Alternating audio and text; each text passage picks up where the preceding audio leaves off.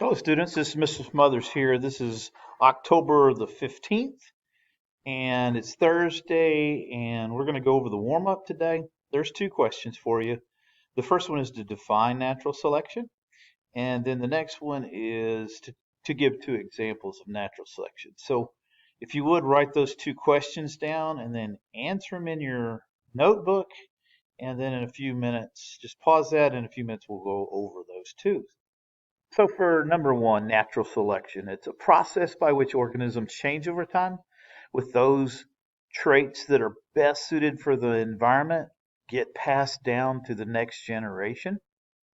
And then two examples that I think are probably most important, especially since you're probably going to see both of them on the test, would be from yesterday, if you remember, the Galapagos finches on the Galapagos Islands.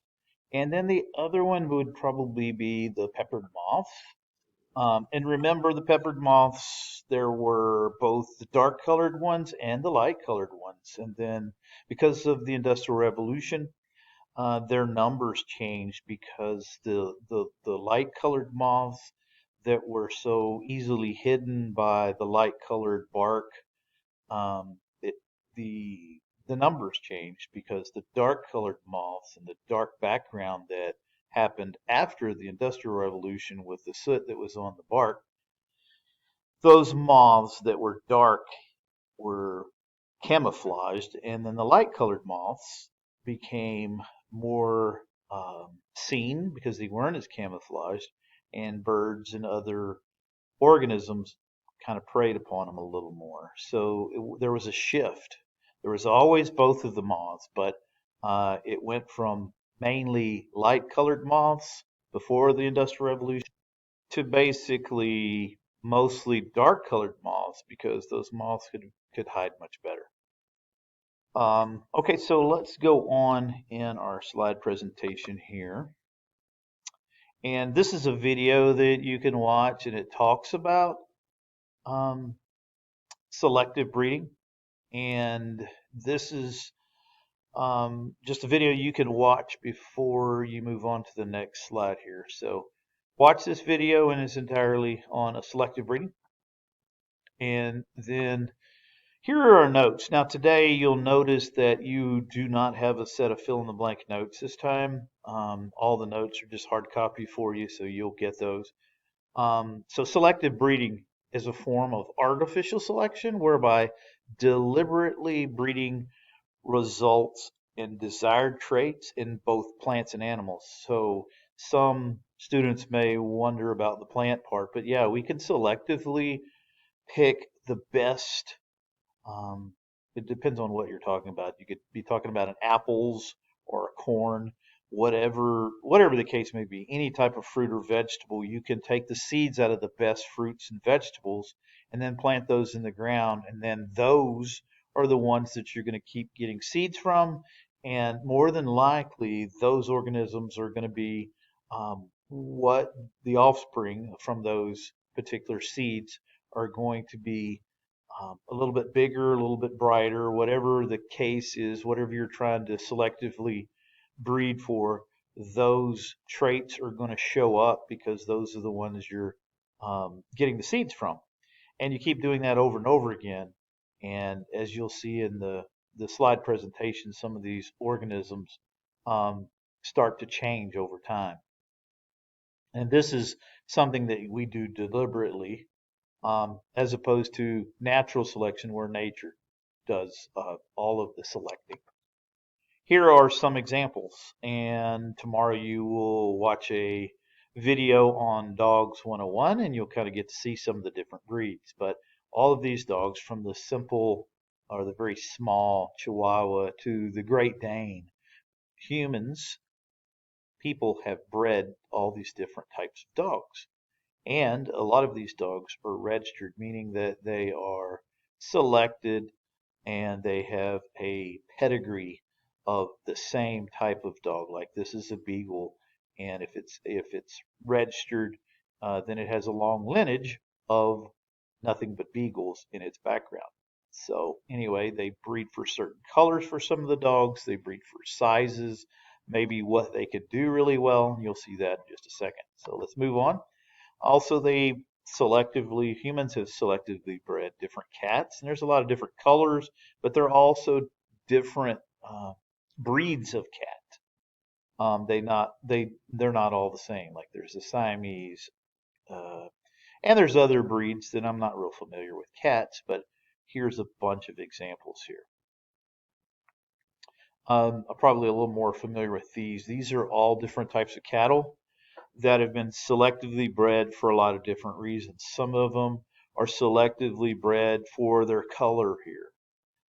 This is kind of I forget, I want to say it's a Galloway. I could be totally wrong on this one, but anyway, this is bred for the white stripe. This is a Watusi. They're bred for their horns. I believe this is a shorthorn here. Of course, all these that you see here are the males. There's also females with the same kind of characteristics. Now, the males are more muscled up and they look more masculine than feminine females. This is Simmental. This is probably Angus here, I'm guessing. Longhorns. This is Hereford. This is Charolais. This is Brahma. And I kind of forget this one. But anyway, they're all bred for certain traits and purposes. This one can handle very cold conditions. As you can see, it's pretty shaggy. This one can handle very hot conditions and maybe low pasture conditions where there's not as much grass for them to eat. They do really well in poor conditions, pasture conditions. Let's move on. Pigeons. I'm kind of a pigeon fancier. These are a lot of different breeds of pigeons. All of these pigeons have certain qualities to them. Some are bred to butcher to eat. Some are to show, like these are for show. These are rollers. These are called powders, but there's a lot of different breeds. And then this is just the rock dove or the basic pigeon. Teosinte, there will be a video after this, I believe. Teosinte is where corn came from. It started off as a grass where this was just the seed head and has turned into a very sweet fruit that we have today. And this is just kind of how it's changed over thousands of years. This is the video, so watch this video and it'll kind of talk about how it's changed and where the changes or where they traced back the roots of where Teosinte first started. Also, there's chicken. Chickens are another, I mean, you can breed them for color, shape, size, eggs, their meat quality, just lots of different things. Some of them just for the looks. This one almost looks like it has feathers, or not feathers, but it has fur instead of feathers. Also, here's different size eggs and different colored eggs. Each one of these, some of them are better for as far as cholesterol goes, better for people to eat as far as if you're trying to keep your cholesterol under control. Apples, there's lots of different flavors, looks, and taste to apples. Everybody has, different tastes and what they like in an apple. So here's some more of the notes on selective breeding. Selective breeding of particular genes runs the risk. So this is some of the problems of losing some of the other genes from their gene pool altogether, which is irreversible. So that's the thing is you start to breed for maybe color and you lose some of the other, like if you're talking about dogs, you start breeding for color, you may lose some of the other qualities because you're so focused on one single quality of maybe color. Okay. This is inbreeding depression, where the exclusivity of the advantageous gene means that some other less desirable genes are phased out. Genetic diversity in the long term is reduced, meaning that it's the diversity of the genetics that the organism has, because many organisms end up with similar genetic material due to breeding with each other constantly. You run into problems, and there's an example of I think that's a pug down there. There's some problems with that. Bloodhounds develop eye problems and skin problems because of it. Their skin hangs down and it causes things to get in stuck in their eyes. There's just some problems with them. Um, and other breeds have this similar situations like this. But bloodhounds were bred basically to find people and find maybe animals of certain kinds. Um, let's move on. Okay, so here's some other. You can read this whole thing here about the King Charles Cavalier, and some of you may even know about the fact that they have heart murmurs, and it's because they've been line bred and they've been bred a certain way where some of those traits that maybe one organism had got passed down, and it got passed down from generation after generation. Anyway, that can take place. Other problems, bulldogs, they have oversized head. Because of that, they have to have a C-section, and a C-section just means you have to cut them open instead of having natural birth. Then the Pekingese, their faces are short, and it leads to breathing problems as well.